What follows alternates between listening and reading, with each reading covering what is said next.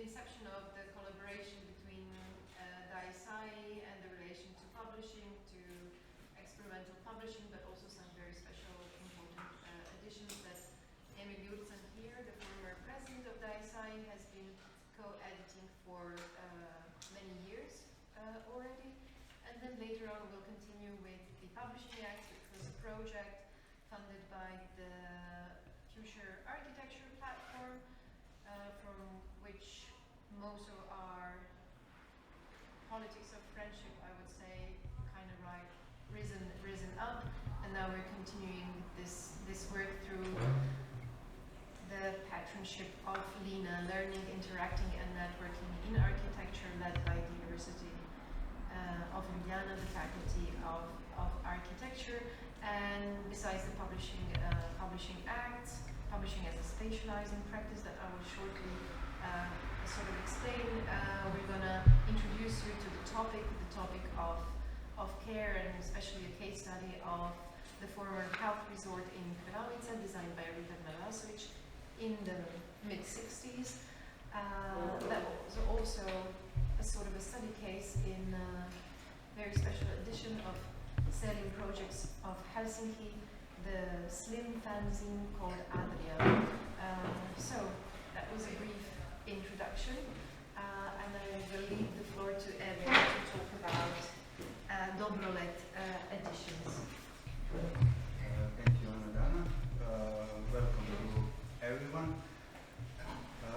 So yes, I will present this small edition of books that started in 2017 when DAI SAI was actually with Anna when we joined the Future Architecture platform that is now LINA. So inside of this international platform, one of the projects that we started was the edition DOBROLET, and the edition was started by Lucas Kansi, architecture historian, now working in Milano and Venice, and myself. And the ambition was quite small. We decided to publish one pocket book per year, and without any major conception or policy how this edition would develop, or what statement or what kind of theory should promote, or anything like that, but more empirically what we liked, what we discussed, what was available, what didn't have authorship fees,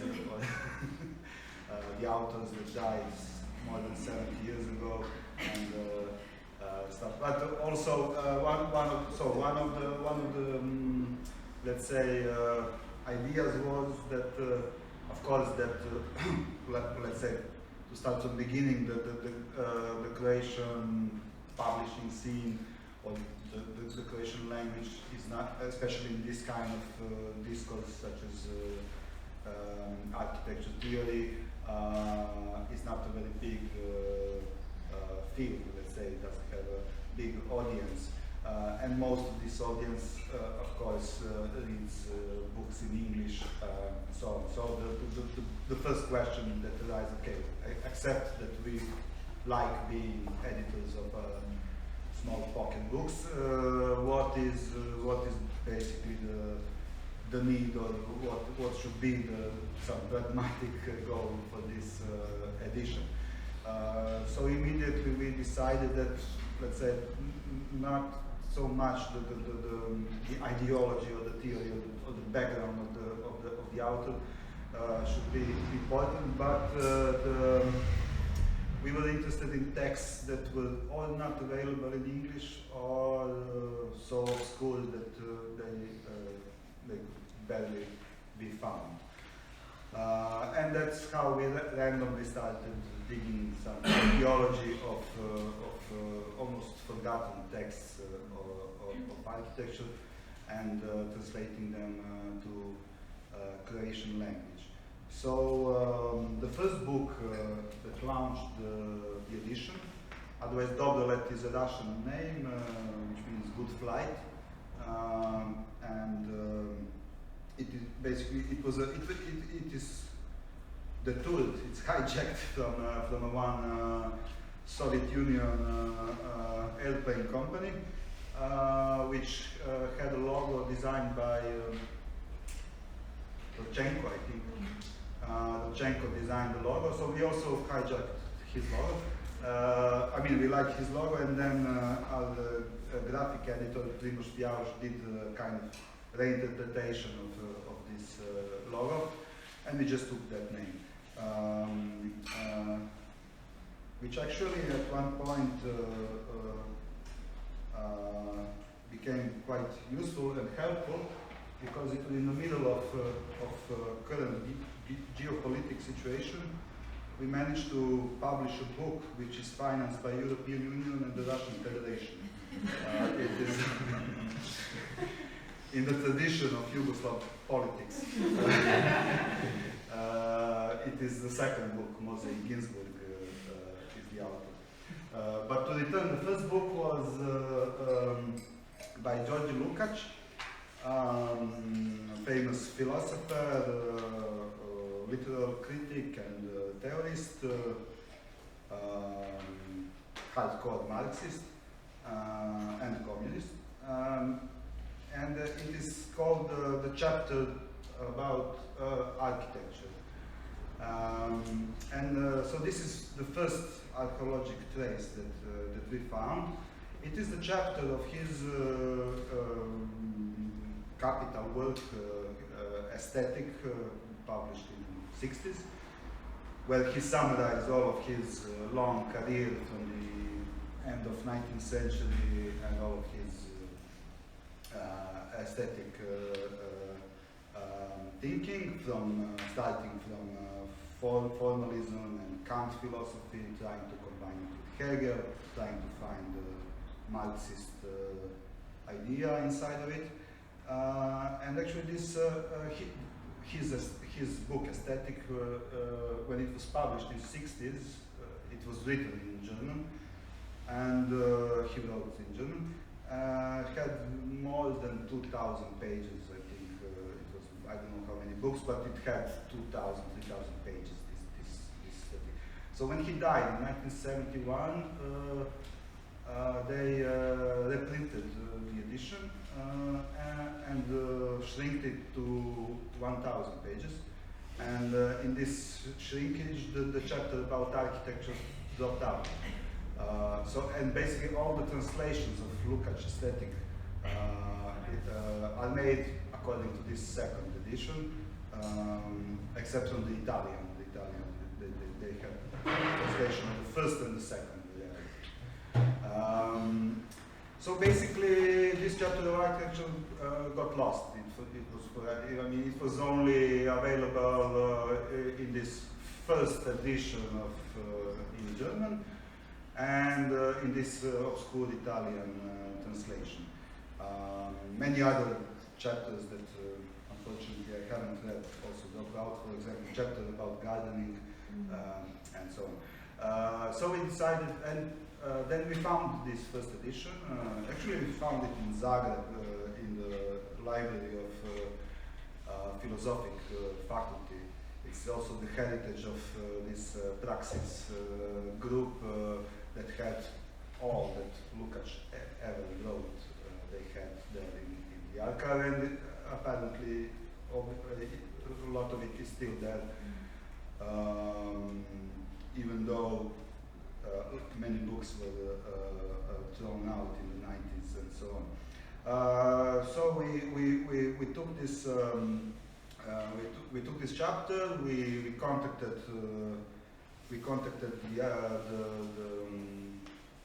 for the copyright. No, the copyright was on Lukács by some Hungarian institute. I forgot which one. which they said we don't want to have anything to do with this.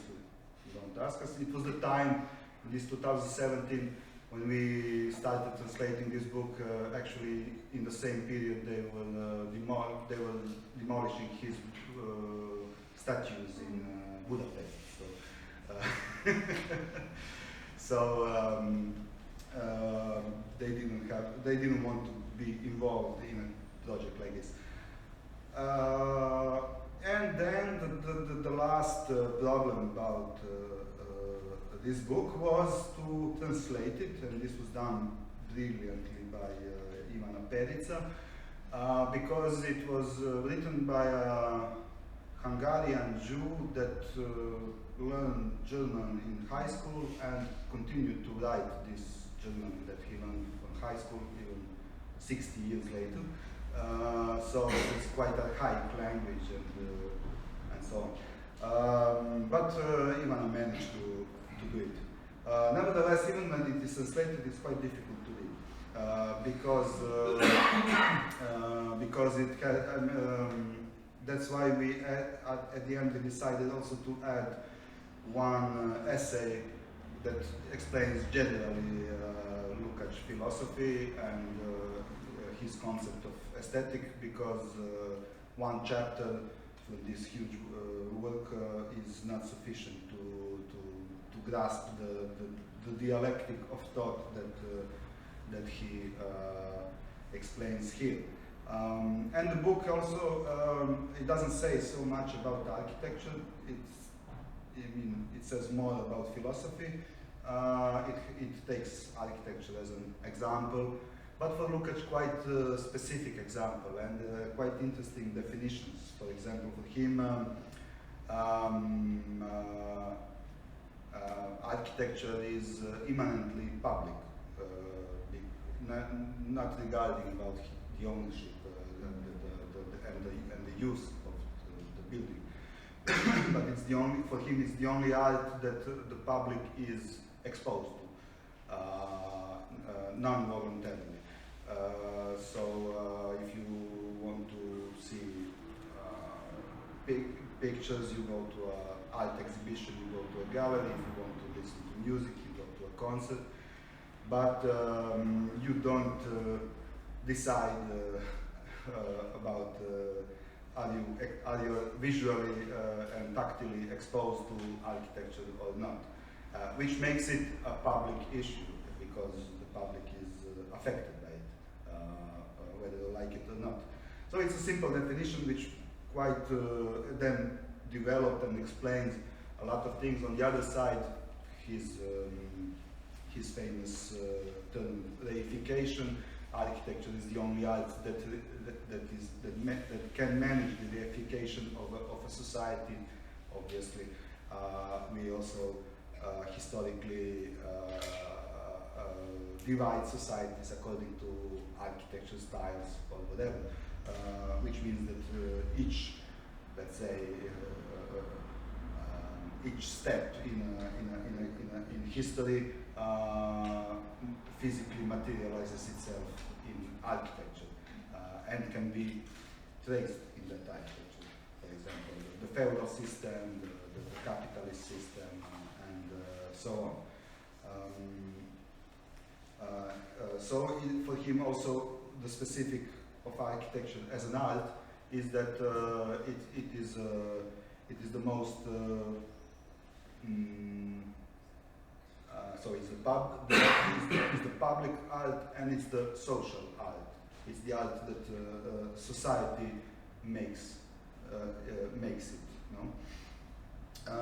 So this is all based on in a tradition of formal analysis, the tradition that Lukács also let's say gained during his school age in Austria, in Vienna. It's the tradition of mostly Vienna School of Art History, and maybe Alois Riegel as the most famous author of that school, which is generally explained as a formal analysis art. I'm saying that because other books, unintentionally, other books are also quite based on that same tradition. For example, the next one is about the author is Moshe Ginsburg, Russian architect and architecture historian, also studying the same schools and the same period as Lukács. This book is basically actually two of his books. One is The Rhythm in Architecture, and the other one is Style and Epoch. And the first one, Rhythm, and the Style and Epoch is more or less, it could be quite standard manifesto of modernist architecture. It was quite influential for Le Corbusier, and Le Corbusier was under quite a big influence of that book while doing toward the new architecture.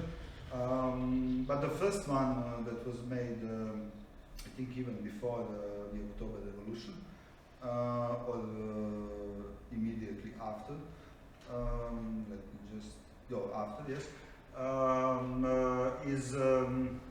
is for me even more interesting because it somehow it's not a classic modernist manifesto or modernist architecture literature, but it roots modernism in the context of this formal analysis in the formal school of aesthetic.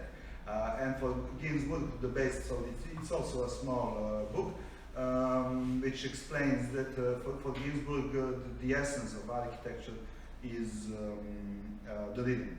So every architecture has a rhythm, and it's also the rhythm of an epoch, of a lifestyle, of the rhythm of a society. So then he analyzes what was the rhythmic composition of ancient times, what was the rhythmic composition of Renaissance, of the Baroque and Classicism, blah. And finally, and then in this, let's say, so he somehow positions Russian constructivism and this new avant-garde not as a movement that denounces history or cuts the historic link, but as a next chapter in a historic development of architecture. So, like for example, simple sentences such as if the classic rhythm is horizontal and the Gothic rhythm is vertical, our rhythm is diagonal, in this sense, generalizing the formal aspects of design and design in architecture, he manages to somehow operates the tradition in the context of the new movement, of the new constructivist movement, as something that is like emerging from that history, not opposing to it. Do we have to? No.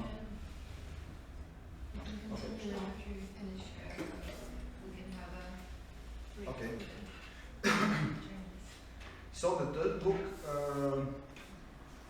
yeah, and actually even though Moshe Ginsburg, for example, in Yugoslavia, Moshe Ginsburg was quite famous as an architect in his work. He has some monographies and his work was it turned out that his theoretic texts were not so much present in Serbo-Croatian language.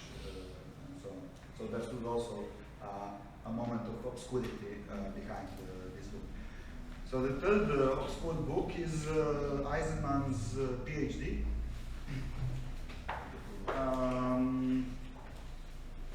And once you read it, you realize why, because afterwards he managed to write this thesis his thoughts quite more clearly than in this PhD. But nevertheless, this is where his thoughts first started to emerge. So it's interesting as a historic document, how his formal analysis started. So the book is called, and his PhD is called, The Formal Basis of Modern Architecture. It's written in the 60s. And under the mentorship of Colin Rowe, which also then makes acquisition to the formal school of art history, which is here actually quite elaborated and described in the introduction by Pier Vittorio Aureli, written for the Italian edition of this book, which he generously let us translate to Croatian. So his text, Who's Afraid of Form, explains in detail the genesis of this kind of approach to architecture theory, based on formalism and formal analysis. The book was quite, I mean, the Eisenman's thought was quite radical in a sense that just to put modernist movement in the context of formalism and formal analysis was already quite a big slap in the face to all the functionalist dogmas that were used to describe this kind of architecture by authors themselves. So then Eisenman goes in detail to analyze four authors, I think, Le Corbusier, Frank Lloyd Wright, Alvaro Aalto, and Giuseppe Terrani, and actually he was one of the first authors that somehow made Terrani internationally famous.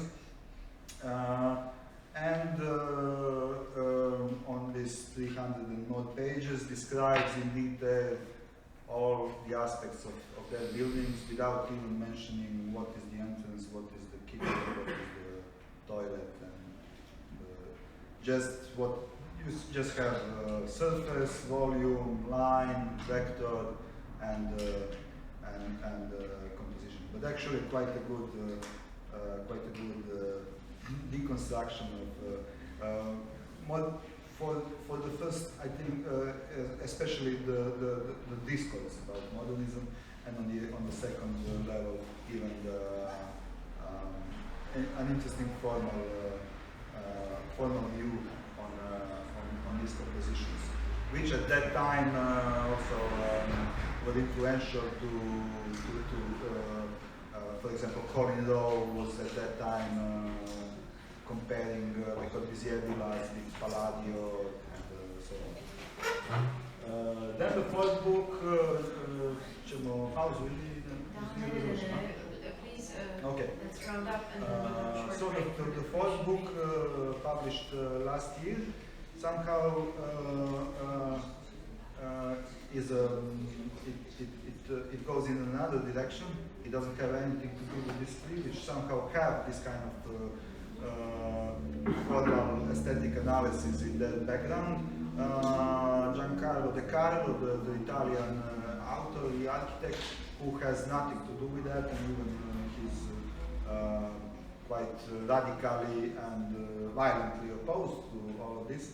And his book, actually his essays, 7 or 8 essays and interviews, called about participative architecture, and explaining from, and the texts are dated from the immediately after the Second World War, from 47 or something like that, up to 70s, where he explains his concept of participation, which has nothing to do with the participation that municipalities and European institutions are promoting, but it has to do with class struggle, with squatting, with occupation, with demonstration, conflict, and so on. So this it's his definition of participation, is rooted in an anarchist tradition, and which was his political orientation. So, and even his involvement in the anarchist movement while working on architecture projects. So the ideas of participation are rooted in this sense, in the anarchist concept of class struggle and social confrontation.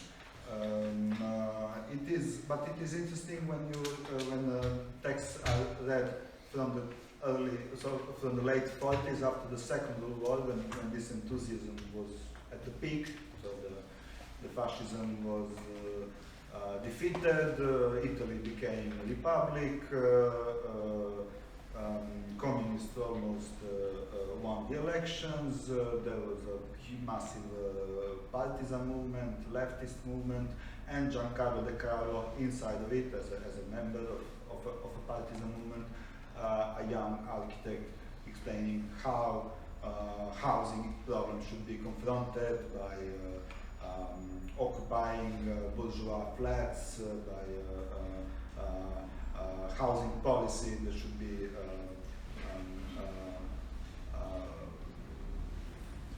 socially justified, and so on. So from these kind of texts, which are enthusiastic and ambitious, through the text from the 60s, that he is, as a grown-up architect, involved in many urban making of urban plans for, especially for Urbino and that region, where he managed to put in practice some of his thoughts about participation, especially the one explaining that for him architecture design has 3 phases, and so the first phase is, or architecture production has 3 phases. The first phase is negotiation. It goes from political, cultural, and so on. It goes from recognition. For example, this was an important issue for him, that for someone to participate in the process, his culture should be recognized. So, and in Italy at that time, working class culture was not recognized as a culture. So the dominant culture was a bourgeois culture. So for someone whose culture is not recognized, it's not possible to participate in the process. So it's a kind of anthropological definition of participation. And this is the first phase of architecture production, where also the power is confronted and negotiated and everything. When this phase reaches a stage where something should be built, he calls this an architecture event. So for him, constructing a building, making a building is what we call, let's say, production of architecture. For him is just an event. After that, it goes to the third phase, which is maintenance and management, and also redesign through management, which is for him the third phase of the architecture production. So all of this together makes participatory architecture work. So this 60s was the period when also after the experience of Think Tank group, where he was involved, he kind of developed the theory, the peak, and then also I think there are interesting texts from the last text from the 70s, which are kind of also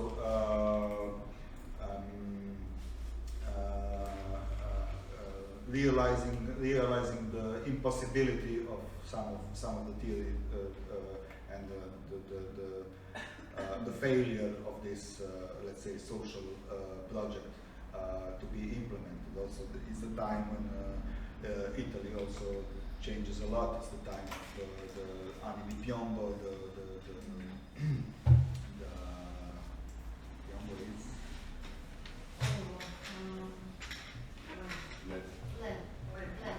lead years. Okay, so you know. And it's the time also a lot of leftist intellectuals and groups got disappointed in this kind of. social project that they thought Italy is able to produce. So yeah, this is. But after this excursion in anarchism, we firmly return to formal analysis. So the next book, which is now in print, is and should arrive quite soon, is by Emil Kaufmann, Austrian art historian, who wrote an interesting small book in an interesting time. It's called From Ledoux to Le Corbusier, and the subtitle is The Birth of Autonomous Architecture. So actually Emil Kaufmann, although it's not so famous author, and he wrote just few books and mostly about Enlightenment and the late Baroque, is the author of the term autonomous architecture, and the most influential figure for Aldo Rossi and all the others who afterwards developed this term in a completely different direction. And what is interesting is that this term, autonomous architecture, Kaufmann uses it in the book, where he also tries to explain how modernism started in the French Revolution and from Ledoux, and changed architecture and society to current days. But it's written in 1933, at the time when Hitler gains power and when he, as a Jew, has to flee from Austria. So in a quite radical political moment, when Enlightenment and the French Revolution were definitely not the famous or the hot topics of the current politics, he somehow writes this book, which is more like I read it more like a political manifesto of that time, or the denunciation of the also denunciation of modernist architecture that started to collaborate with fascist regimes. Where he puts this ethics, the Kant ethic of autonomous subject and the values of French Revolution as the Republic democratic constitution, something that is the essence of modern architecture. And in that sense, it's not possible to produce modern architecture for him inside a regime such as fascism. So this book will be soon out, and I hope all of you who read Croatian will enjoy it. Otherwise, you will have in German with this. Thank you.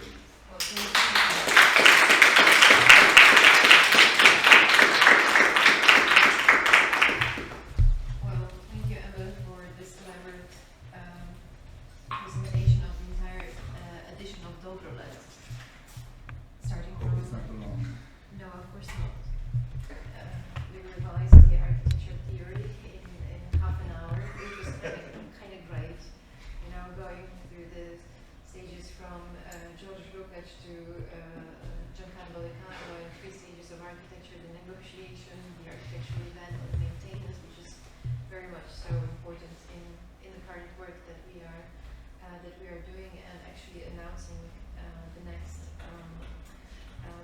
edition with Kaufmann, and always finding these important texts, what you say, in the obscurity of the archives, either of the Faculty of Humanities in Zagreb, or I'm not sure where. It's beautiful that we have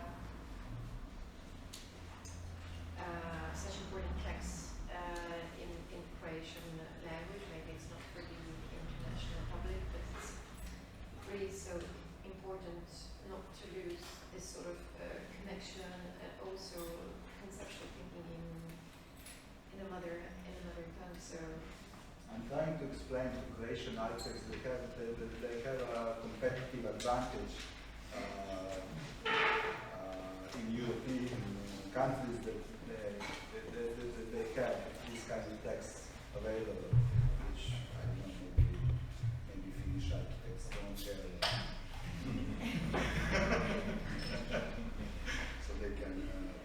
the skills. For those who are interested, who read or don't read Croatian, where they can find the publications available at DAI SAI? Yes, the publications are, well, actually I forgot the main thing. The publications are published in collaboration of DAI SAI and Zagreb independent publishing house Sander. And in this collaboration, Sander is covering also online distribution and libraries in Croatia and a little bit in Serbia and Bosnia, while also the publications are available also here in DAI SAI. Are there any questions?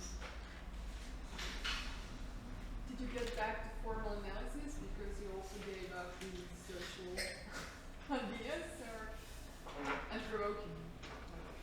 Still.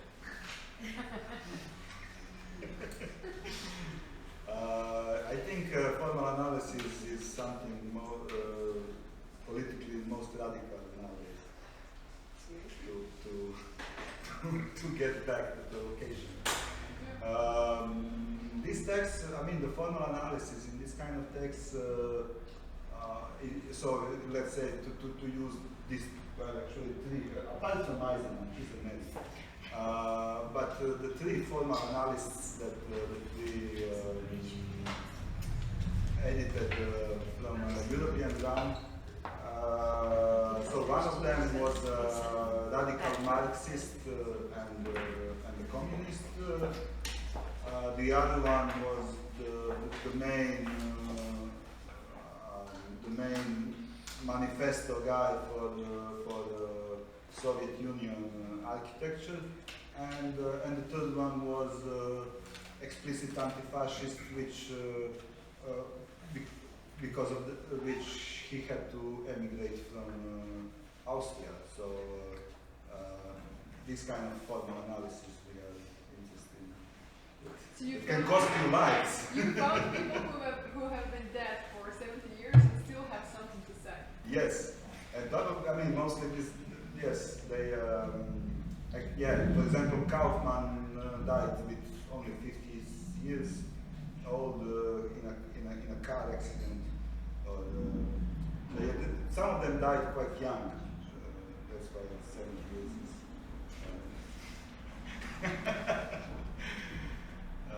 But most of these books are, I mean, they are written in a kind of specific historic moment, context, when, or even though it is a formal analysis or not, I mean, this formal analysis had quite a huge political and social impact. And can also tell about, I mean, I don't think current architecture doesn't have that kind of issue. It's just that it is submitted. But the form in architecture has always something to say. It can, I mean, the submission of form in contemporary architecture is also something we can ideologically analyze. Why it has to be transparent, why it has to be gray, or dark gray, or colored black,